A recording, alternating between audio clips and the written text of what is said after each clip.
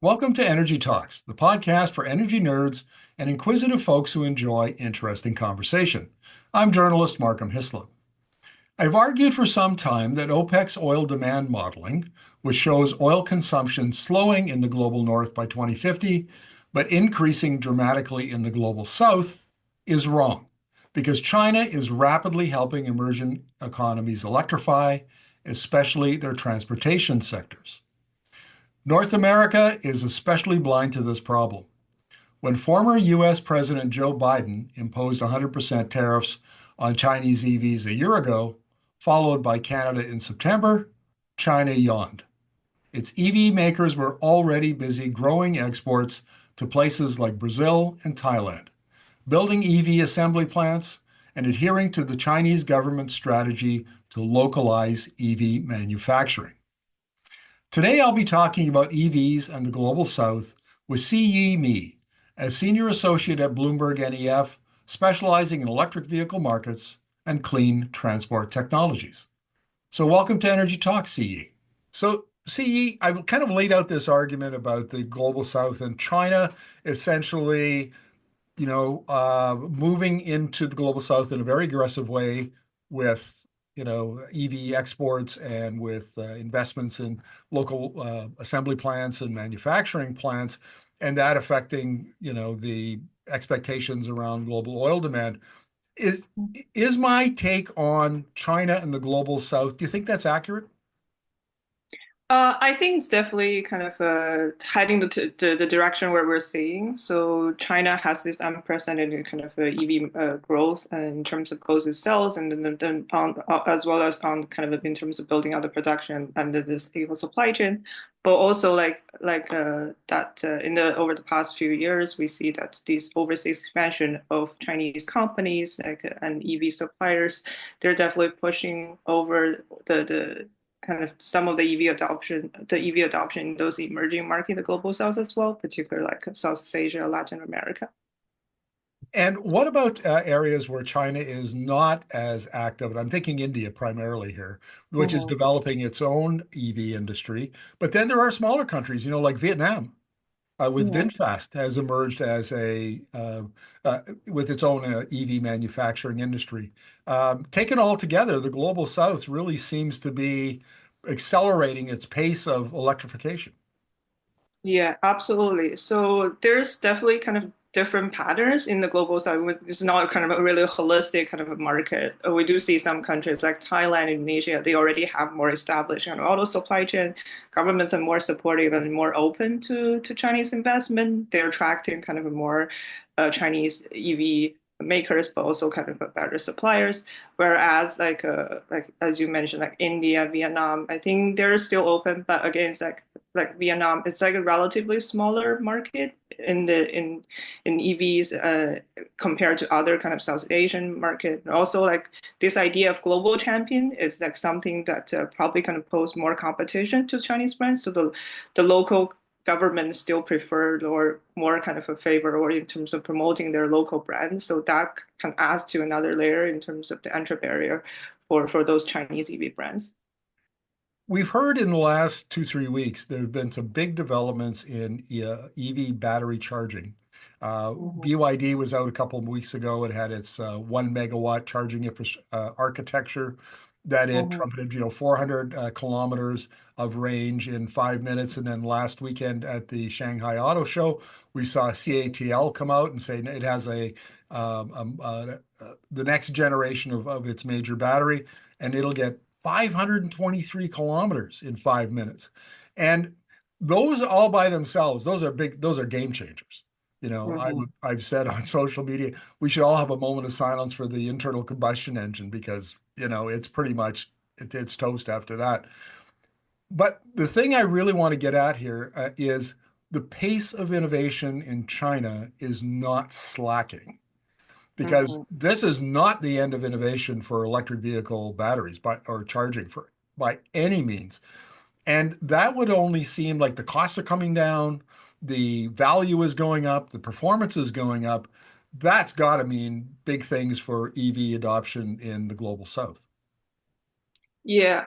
I agree. I think I was literally at the Auto Shanghai like last week, so I observed it, and definitely like some of these ultra fast charging technology are at the forefront of these kind of the innovation or the center of the competition.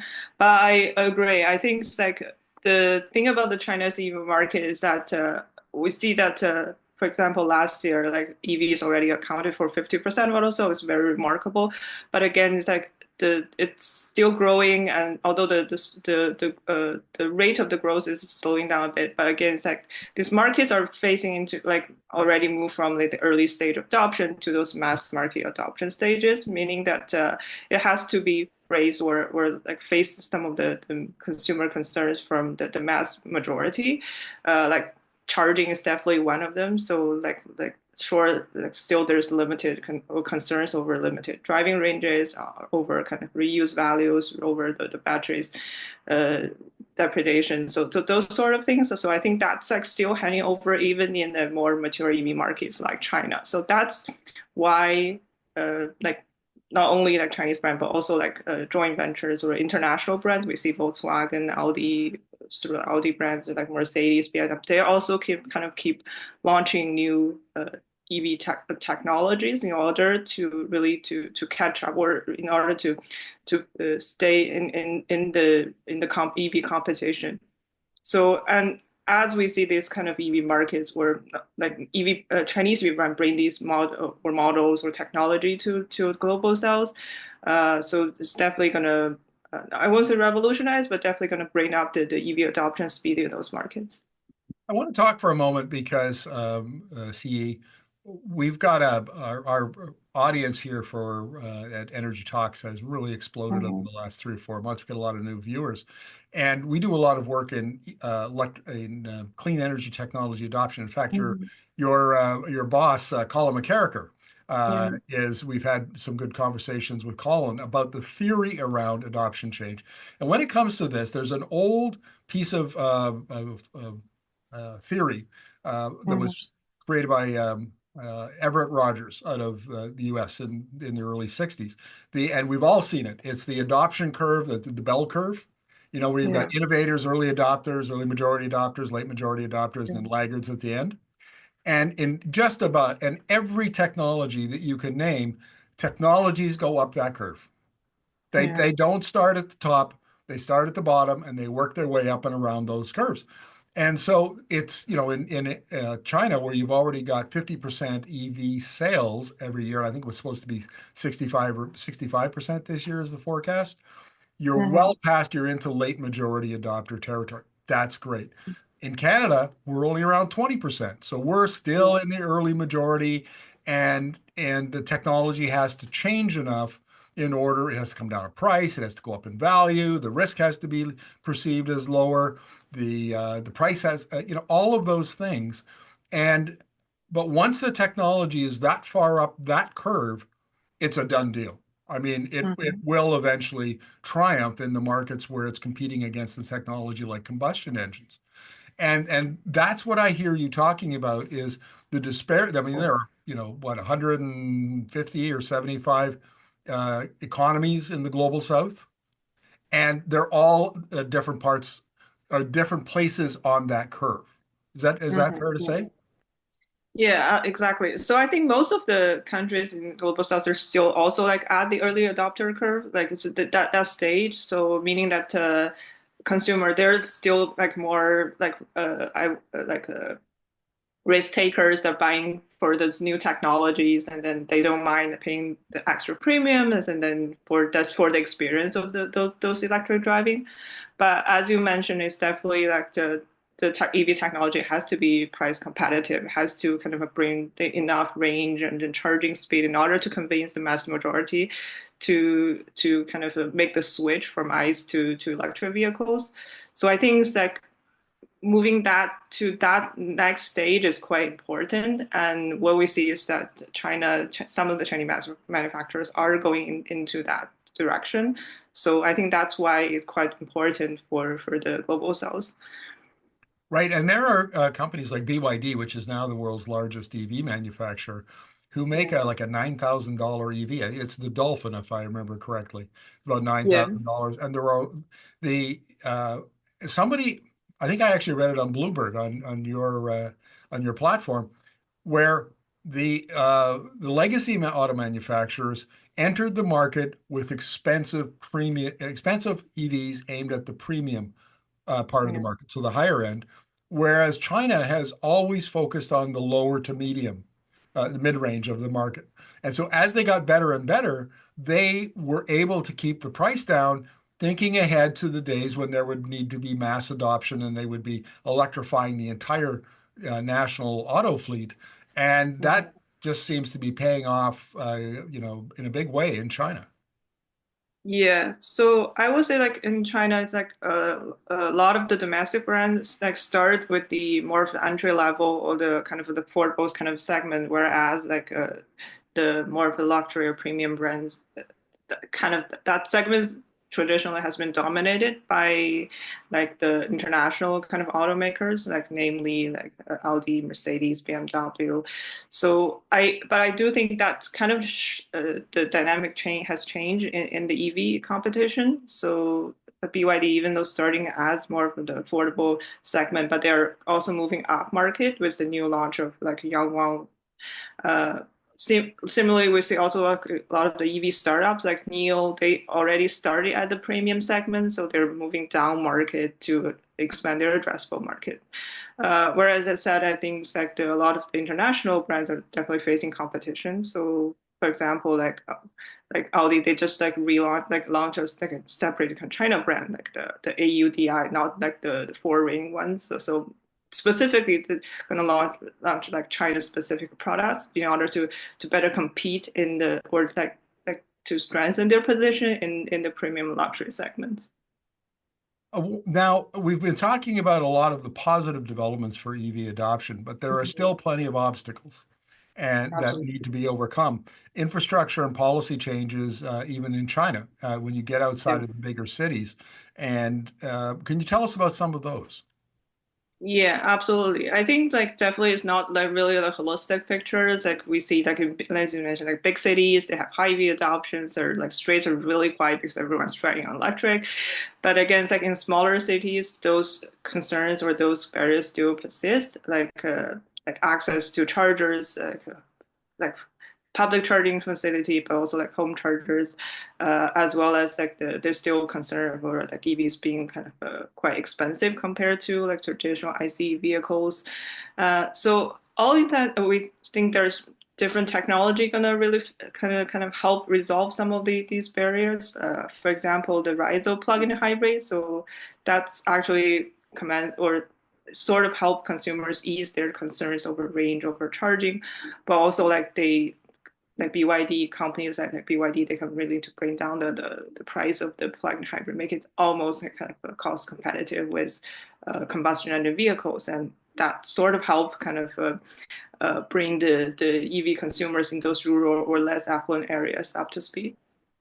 I would imagine outside of China that there are big infrastructure problems. I mean, we think of Latin Yeah, America, yeah, Africa, and Asia. All of them have, or not all of them. I mean, China, Chile, in Latin America, Mexico. I mean, they have reasonably well-developed power grids, for example. yeah, But many of the Latin American countries don't. The same is true in Africa and Asia. yeah, But it's interesting that China has changed the focus of the Belt and Road Initiative. It's now going to a lot more. They're not building, necessarily coal power plants.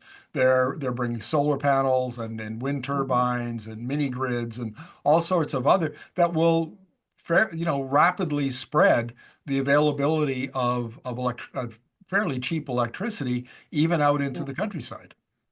Yeah, absolutely. I think that the overseas expansion of Chinese will definitely kind of coincide with the overseas expansion of these kind of renewable kind of developers and like of China. Like you mentioned, like the Belt and Road Initiative, like Middle East and then Africa. Like these are countries that these developers are also quite focused on as well. So combining with the So if they can bring more kind of reliable, stable electricity, cheaper electricity to those markets, that could definitely be a boost to the EV adoption there as well. I also think that so again, it's like there will be different kind of product technology in order to or that are tailored to specifically to local kind of consumers. So we're talking about a lot about the EV adoption, but again, it's like Chinese automakers also like launching like hybrids and launching plug-in hybrid range extended vehicles. So it's like a different range of products and not just like pure battery electric vehicle, because they do realize that the local kind of a grader is not as reliable as always. What about out in the countryside, and like every country, any rural area is going to have farmers.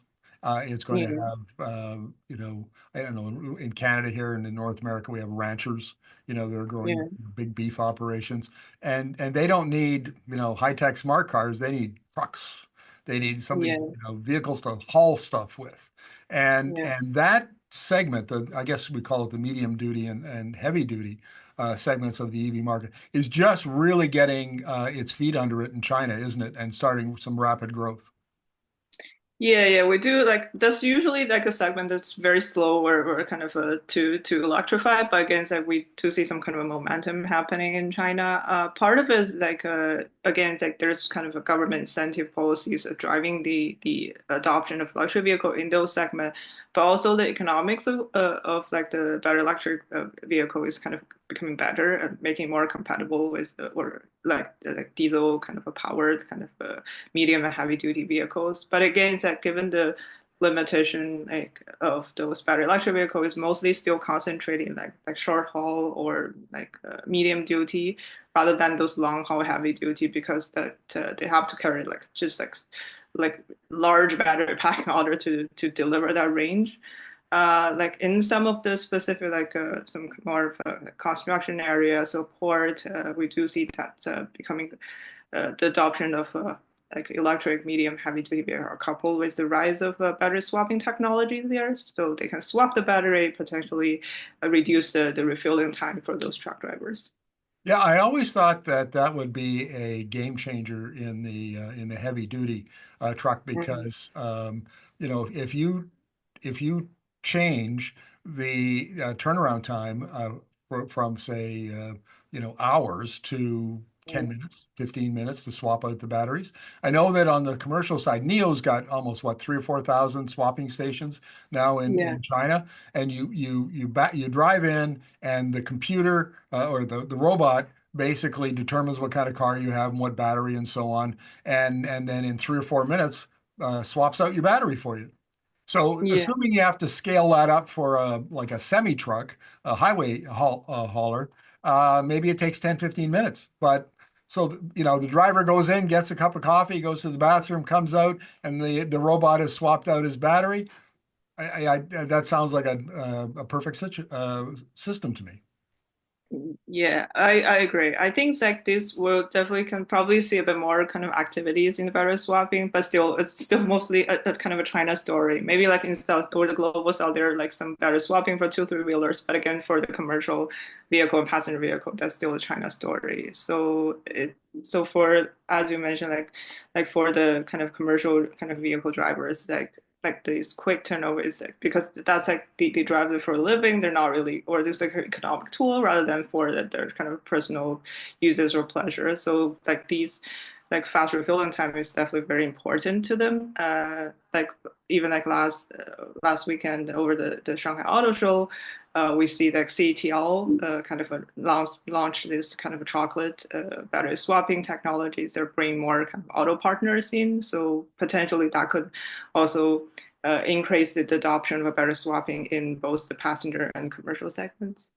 Before we wrap up, I want to ask you about two and three wheelers because this is a Yeah, point that Colin has made in interviews that I've done with him is that two and three yeah, wheelers are far more prevalent in Asia yeah, than they are in, like, say, North America, and yeah, and the fleet of two and three wheelers is well on its way to being fully electrified, and yeah, that makes a huge difference in terms of fuel demand, road yeah. transport fuel demand in places like China, in places like India and other parts of Asia.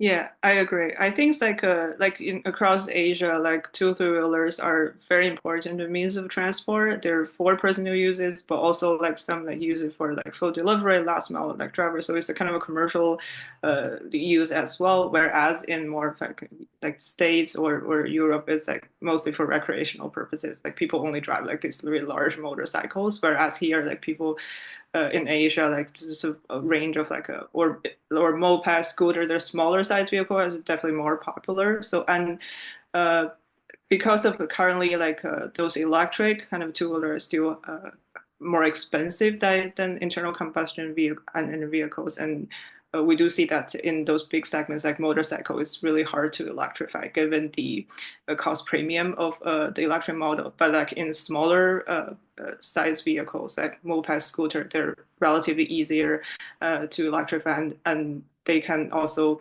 kind of grow with the use of like a battery swappable or swappable battery in those two-wheeler kind of segments. So it's definitely kind of a segment probably going to even grow faster and in terms of EV adoption in Asia. Now, see, this is our conversation has followed the kind of lines that I've been, having Mhm. with interviews, sorry, Yeah. with experts for years now. And the passenger market is one thing, and then we're seeing, medium duty, and then heavy duty is more of a challenge, and then you get into like heavy construction material, like excavators and so on. And the thing that impresses me is that the conversation between, say, 2 years ago, so much Mhm. has changed. So much has Mhm. changed. And adoption rates have risen so high or so much higher. And the looking out over the next 10, 15 years, those trends are only going to continue. They're only going to accelerate. We're only Mhm. going to have more infrastructure. All of that is just is rapidly accelerating. And Mhm. given the fact that China has moved into the global south in a big way, given that Mhm. other large countries like India are kind of they're behind China, but they're in some ways trying to replicate what China is doing. Given all of that, I mean, it just seems to me that the global south's future, in one way or another, is going to be electric. Would you agree or disagree with that? I think there's definitely kind of a more positive kind of trajectories in the global south. So I think like when we're looking at more of the developed or mature auto markets, so like those trade conflicts, and then there's more kind of maybe even a rollback or focus on like ICE vehicles. So those kind of policy changes seems to point to a different trajectory. Whereas since in the global south that policymakers, manufacturers, they're more interested in investing in EV and the supply chain. So I think it's like we may look at kind of different segments, like in terms of EV adoption. But I do believe that at least in the near term, next 2 years, 3 years, that these global countries in the global south are going to lead in terms of the EV sales growth. Yeah. And I'll wrap up the interview this way, see. OPEC in its World Oil Outlook 2050 Mm-hmm. and 2045, which is really the basis, the modeling for Yeah. 2050, which came out last year, Yeah. says that it expects the global auto vehicle fleet to rise from 1.6 billion today to Mm-hmm. 2.9 billion by 2050. So it's not quite a doubling, but pretty close. And Mm-hmm. they expect that 75% of all those vehicles in the fleet will be combustion engine. They'll be gasoline Mm-hmm. or diesel. And Mm-hmm. I have to tell you, I just find that hard to believe Mm-hmm. because uh, that would mean that I think I did the math, and the 25% that would be electric is like 700,000 vehicles. Well, sure, but that's, your forecast in Bloomberg, I think you get to 700,000 by 2040. Mm-hmm. And then, of course, on top of that, there's all of the long haul trucks and all of the medium duty, which are now rapidly accelerating. So this idea that somehow the global fleet of autos writ large, so we're talking light duty, medium duty, heavy duty, we're talking about two-wheelers and all of the things we've talked about today, that it will be 75% combustion engines. I just don't find incredible. I might give you 30 or 40% maybe, but 75, I just can't. Now, I know we're looking out into the future. We've got our crystal ball out, but given where OPEC is at 75%, I'm at 30 to 40%. If I had to pin you down, what percentage of the global auto fleet would be electric and what percentage internal combustion engine by 2050? Yeah, I think we're sort of on a more kind of I would say positive trajectory. So again, so as you mentioned, it's like there may be different kind of variations in the global fleet, but I think like in terms of the passenger vehicles, are kind of the long-term EV adoption outlook puts it probably at I have to sorry I have to check the numbers, but let me see if I can find it very quickly. Well, don't worry about that. Just kind of give me your broad take on the Sure, percentages. sure. So I think it's like for like cars and those like kind of like kind of duty vehicles. I think this is like the fleet wise, it was roughly for like 60%. I think that will be kind of electric. So again, it's like for maybe medium and heavy duty, that's harder to electrify, probably around like 20%, 30%. So I think we're more on the kind of optimistic side of the story, but that sort of depends on how fast those like the battery technology can evolve. They can bring down the cost of EVs and batteries, and how fast they can deliver those the longer ranges and charging. So I think there's still a lot hinges on the evolution of those technology, but given the rapid speed we have already observed, so I think it's definitely a reason to stay positive. Yeah, I would agree. So if I understand you correctly, you think that by 2050, 60% of the global fleet will be electric, 25, that's the light duty, 25% of the medium and heavy duty, and then a lot, I suppose, two-wheelers will be far and away, it will be the, Yeah, exactly. the Yeah. highest percentage, and as opposed to OPEC, which thinks that electric will only be 25%. And I think that's the big mistake that OPEC and the oil companies are making, is they have just underestimated electric. And I'll go out on a limb a little further, CE, and to say that Hmm. we're going to see acceleration in the development of battery technology, the software, AI, autonomous, that will continue to outstrip forecasters' expectations. Because that's been the Yeah. case, right, over the last 5, 7 years, is that they always are faster than we expect them to be. And the percentages that you and I talked about, while reasonable, will probably be low by the time we get to 2050. That's kind of my take on it. Absolutely. I think that we haven't really talked like autonomous driving. This could be like another way of using like electric vehicles, right? So it's relatively easy. Like they can like potentially increase the use of electricity as well. So I think that's like an idea that they're not really kind of just like personal use it, but also like for commercial uses. If we would see more kind of autonomous kind of driving fleets, so that, as you said, it's like potentially we could see more kind of EV adoption as well. Well, see, thank you very much for this. It's been very Yeah. insightful. I really appreciate it. Thank you.